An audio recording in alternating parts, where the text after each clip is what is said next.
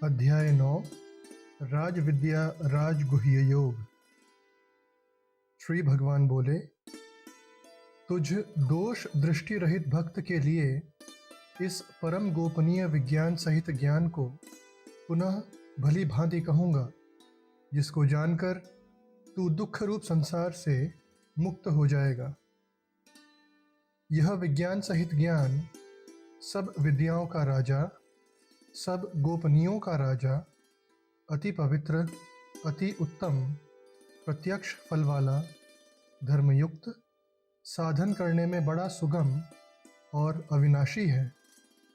ये परंतप, इस उपर्युक्त धर्म में श्रद्धा रहित पुरुष मुझको न प्राप्त होकर मृत्यु रूप संसार चक्र में भ्रमण करते रहते हैं।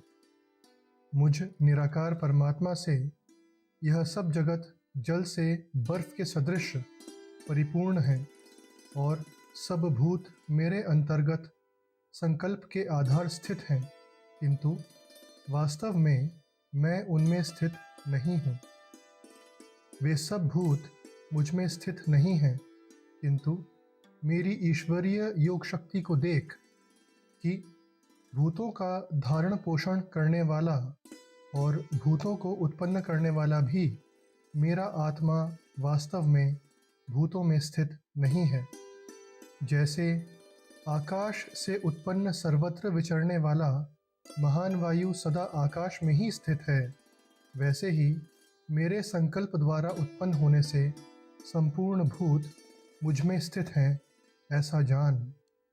हे अर्जुन, कल्पों के अंत में सब भूत मेरी प्रकृति को प्राप्त होते हैं, अर्थात प्रकृति में लीन होते हैं, और कल्पों के आदि में उनको मैं फिर रचता हूँ।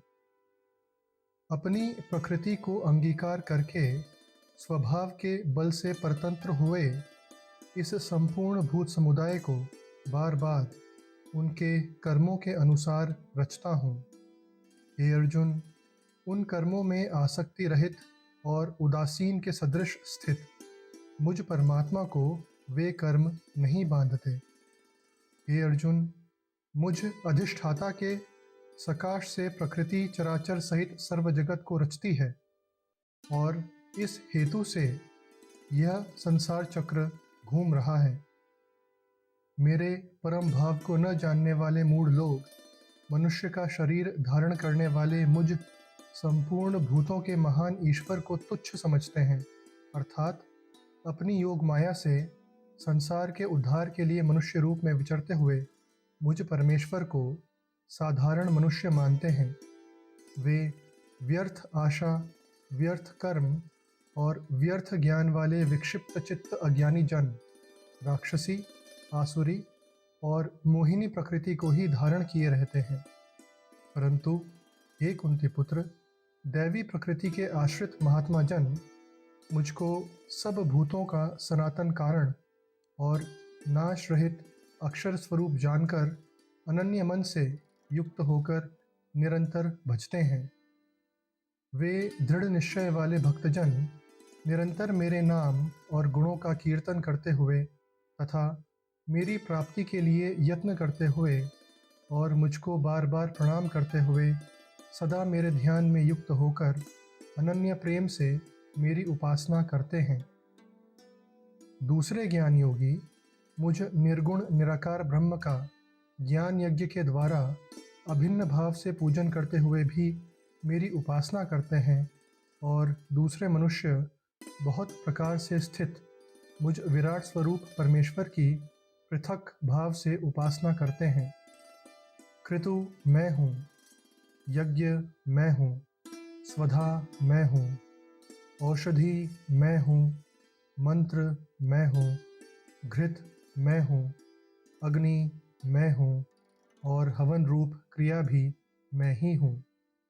इस संपूर्ण जगत का धाता अर्थात धारण करने वाला एवं कर्मों के फल को देने वाला पिता, माता, पितामह, जानने योग्य पवित्र ओंकार तथा ऋग्वेद, सामवेद और यजुर्वेद भी मैं ही हूँ।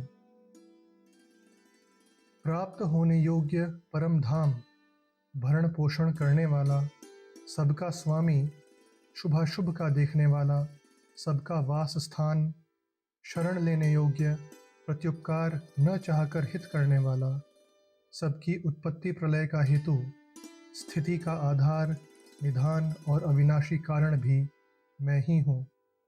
मैं ही सूर्य रूप से तपता हूँ, वर्षा का आकर्षण करता हूँ और उसे बरसाता हूँ। हे अर्जुन, मैं ही अमृत और मृत्यु हूँ और सत असत भी मैं ही हूँ। तीनों वेदों में विधान किए हुए सकाम कर्मों को करने वाले, सोम रस को पीने वाले, पाप रहित पुरुष मुझको यज्ञों के द्वारा पूजकर स्वर्ग की प्राप्ति चाहते हैं। वे पुरुष अपने पुण्यों के फलरूप स्वर्गलोक को प्राप्त होकर स्वर्ग में दिव्य देवताओं के भोगों को भोगते हैं। वे उस विशाल स्वर्गलोक को भोगकर पुण्य क्षीण होने पर मृत्युलोक को प्राप्त होते हैं।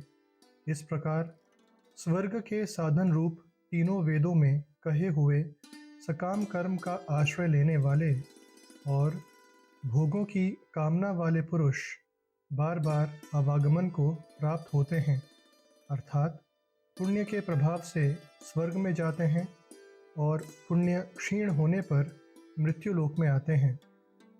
जो अनन्य प्रेमी भक्तजन मुझ परमेश्वर को निरंतर चिंतन करते हुए निष्काम भाव से भजते हैं, उन नित्य निरंतर मेरा चिंतन करने वाले पुरुषों का योगक्षेम मैं स्वयं प्राप्त कर देता हूँ। हे अर्जुन, यद्यपि श्रद्धा से युक्त जो सकाम भक्त दूसरे देवताओं को पूजते हैं, वे भी मुझको ही पूजते हैं, किंतु उनका वह पूजन अविधिपूर्वक अर्थात अज्ञानपूर्वक है, क्योंकि संपूर्ण यज्ञों का भोक्ता और स्वामी भी मैं ही हूँ। परंतु वे मुझ परमेश्वर को तत्व से नहीं जानते, इसी से गिरते हैं, अर्थात पुनर्जन्म को प्राप्त होते हैं। देवताओं को पूजने वाले देवताओं को प्राप्त होते हैं, पितरों को पूजने वाले पितरों को प्राप्त होते हैं, भूतों को पूजने वाले भूतों को प्राप्त होते हैं और मेरा पूजन करने वाले भक्त मुझको ही प्राप्त होते हैं। इसलिए मेरे भक्तों का पुनर्जन्म नहीं होता। जो कोई भक्त मेरे लिए प्रेम से पत्र, पुष्प, फल, जल आदि अर्पण करता है, उस शुद्ध बुद्धि निष्काम प्रेमी भक्त का प्रेम पूर्वक अर्पण किया हुआ वह पत्र पुष्पादि मैं प्रीति सहित स्वीकार करता हूँ। हे अर्जुन, तू जो कर्म करता है, जो खाता है, जो हवन करता है, जो दान देता है और जो तप करता है, वह सब मेरे अर्पण कर। इस प्रकार जिसमें समस्त कर्म मुझ भगवान के अर्पण होते हैं, ऐसे संन्यास योग से युक्त चित्त वाला तू शुभाशुभ फलरूप कर्म बंधन से मुक्त हो जाएगा और उनसे मुक्त होकर मुझको ही प्राप्त होगा।